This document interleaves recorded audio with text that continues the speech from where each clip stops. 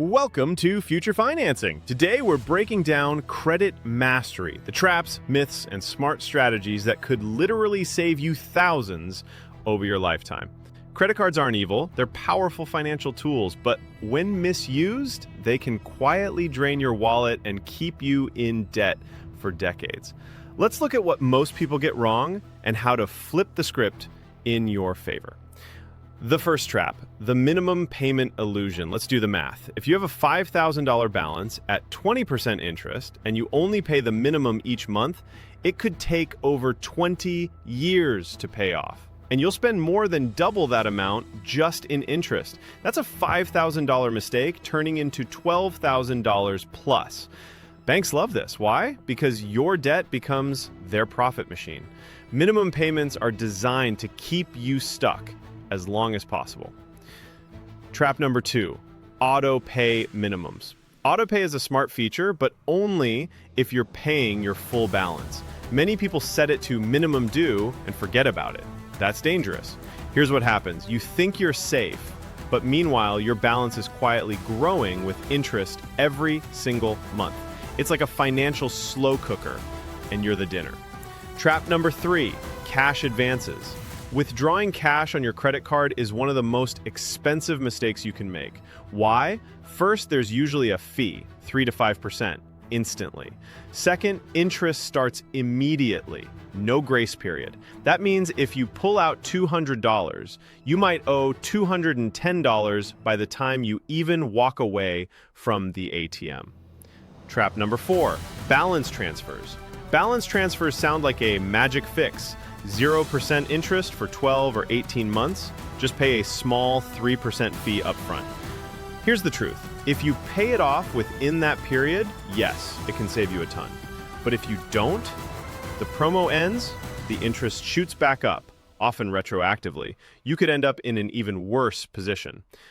The golden rule: use a balance transfer only if you have a concrete plan and the discipline to pay it off before the deadline. Now, let's talk myths. Myth number 1, carrying a balance builds credit. Wrong. Your score goes up by showing responsible use, making payments on time, and keeping your utilization low. Carrying a balance only costs you interest, and it does nothing positive for your score. Myth number 2, closing old cards helps your score. In reality, it can hurt you. When you close a card, you reduce your available credit. That increases your utilization ratio, which lowers your score. Plus, you lose the benefit of account age, which is a key factor in credit history. So, is it good to have multiple cards? Surprisingly, yes, if you manage them well. More cards mean a higher total limit, which lowers your utilization. That's good for your score. But here's the flip side. Applying for too many at once creates hard inquiries, which ding your score temporarily. And juggling too many cards can lead to missed payments. The smart move? 2 to 5 well-managed cards. Now, let's address another common belief. Does paying early help your score? Not really. What matters is paying before your statement closes, because that's the balance reported to the credit bureaus.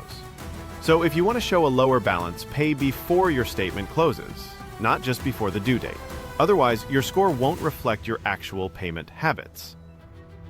Let's move on to credit limit increases. Asking for a credit limit increase can be a very smart move. A higher limit means lower utilization, which boosts your score. When should you ask? After your income goes up, or after you've shown months of on-time payments? But check first. Some banks run a hard inquiry, which can temporarily shave a few points off your score. Now, let's talk about big purchases for cashback. Some people brag about putting huge purchases on their credit cards to earn cashback, even cars or homes.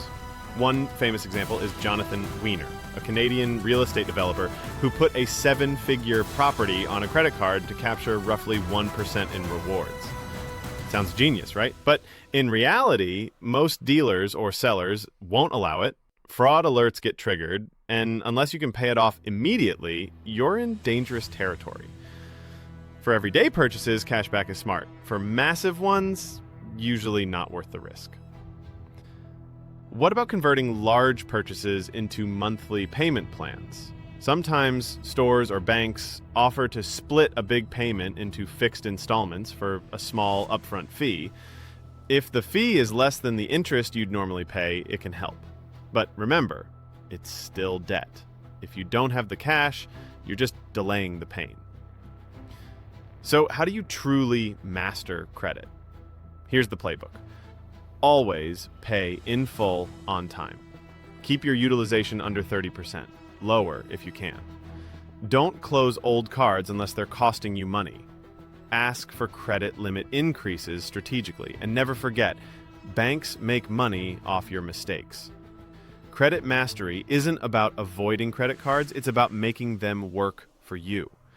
Use them wisely, collect the rewards, and build a strong credit profile without falling into the traps.